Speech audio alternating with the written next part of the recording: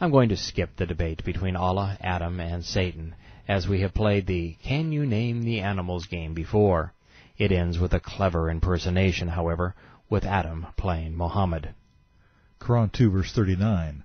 Those who reject our signs will be inmates of the hell fire and will abide there forever. Proving that the Quran was as crazy as its God, the book that just invested the better part of 40 verses condemning Jews to hell, telling them that they were deaf, dumb, blind, diseased, and led astray, now says, Quran 2, verse 40. O children of Israel, remember the favors I bestowed on you. So keep my covenants, so that I fulfill your covenant. Fear me and believe in what I sent down, confirming and verifying the Scripture which you possess already. This confirms that Islam is irrational. Q cannot verify B if Q condemns and contradicts B. Further, if B is true and Q opposes B, then Q must be false. While an irrational God is a problem for Islam, there is a bigger issue. Quran 2:41. Be not the first to deny or sell my verses for a small price, and fear me and me alone. Another translation reads, Part not with my revelations for a trifling price, getting a small gain by selling my verses. The Quran just confirmed that Muhammad bought his divine revelation from the Jews. It wasn't handed down. It wasn't deciphered from clanging bells or dictated by Gabriel. It was purchased in a business transaction. Quran 2, verse 42. Do not mix truth with falsehood, nor conceal the truth when you know. The truth is, all doctrines based on fear and submission are bad. They are designed to empower the few, so that they might fleece the many. Almost 3,000 years ago, the Jews substituted a powerful and nurturing relationship with Yahweh for a complex and stifling religion. The religion was good for cleric and king, but devastating for the Jewish people, separating them from their land and from God. The Catholic Church did the same thing, elevating rites and rituals above relationship. It was great for cleric and king, but devastating for humankind. Likewise, Islam offers nothing to men but false hope of a twisted paradise. It uses fear to suppress and stupefy the masses, enriching and empowering imams and tyrants alike. Islam, more than any doctrine conceived by man, uses mind-numbing ritual and senseless rites to manipulate and fleece the flock. Islamic prayer is not a conversation with God. It's a performance to be acted out. Islamic worship isn't heartfelt praise. It's mindless, obligatory, and repetitive. The Quran is not to be questioned or understood. It is to be obeyed. The Islamic God is unknown for a reason. He is repulsive. Chairman Muhammad was ordering the Jews to capitulate to him, but they saw right through his act. Quran 2, verse 43.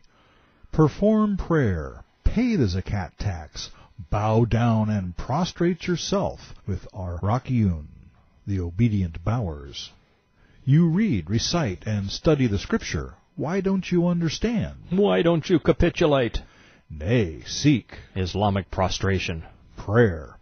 It is indeed hard, heavy, and exacting, except for those who obey in submission.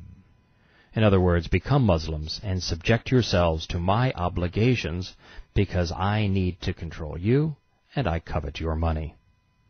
Allah, the God who said he turns Jews into swine and apes, claims, in Quran 2, verse 47, Remember, children of Israel, the favor which I bestowed on you, and made you exalted among the nations of the world, preferring you to men and jinn. But then, in verse 59, the Jewish transgressors changed and perverted the word from that which had been spoken to them to a word distorted. So we sent a plague upon them from heaven for all their evil doing. The God of favors bestowed a plague from heaven. Bukhari, Allah's apostle said, plague was a means of torture sent on the Israelis. While we differ on plagues being heavenly, bigger questions remain.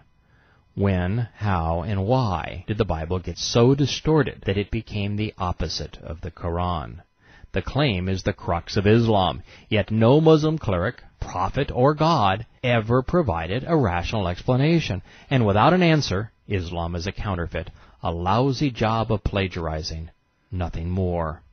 The Septuagint and Dead Sea Scrolls irrefutably prove that the Torah has remained unchanged since at least 250 BC, 1,000 years before the Quran was written. Since Islam claims otherwise, it's a fraud, not a religion.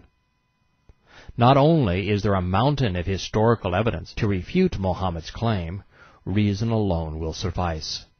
For the Jews to have written Allah, Muhammad, Mecca, the Kaaba, appeasement, Arabic, Islam, tax, jihad, submit, religion, Muslim, and the 5 pillars out of the Torah, and Yahweh, the Messiah, Jerusalem, the Temple, atonement, Hebrew, Judaism, tithe, love, choose, relationship, Jews, and the 10 Commandments in, requires a conspiracy infinitely beyond anything the world has ever known. A total suspension of rational thought is required to believe Allah. And then there is the little problem of motivation. Why would the nation of Israel collectively and comprehensively alter the totality of their scriptures and history in an attempt to foil a con man 1,000 miles away and 1,000 years distant? The dark spirit of Islam has sent a plague from his abode, and it has consumed men's minds. Hopefully there will be enough healthy neurons left for Muslims to make wise choices once they are exorcised from this pestilence. Quran 2, verse 61. Humiliation and wretchedness were stamped upon the Jews, and they were visited with wrath from Allah. That was because they disbelieved Allah's proofs, signs, and verses, and killed the prophets. They disobeyed and rebelled. Surely those who believe, and Jews, the Nazareans, those would be Christians, and the Sabaeans, those would be Zoroastrians, whoever believes in Allah and the last day, and whoever does right, shall have his reward with the Lord, and will neither have fear nor regret. Muslims quote the last part of this verse to the media to demonstrate how tolerant Islam is, yet they must take it out of context. The prior verse says that Allah stamped the Jews with wretchedness and that his wrath was justified. Further, Muslims must mistranslate it too, replacing the name Allah with the word God. The passage actually says,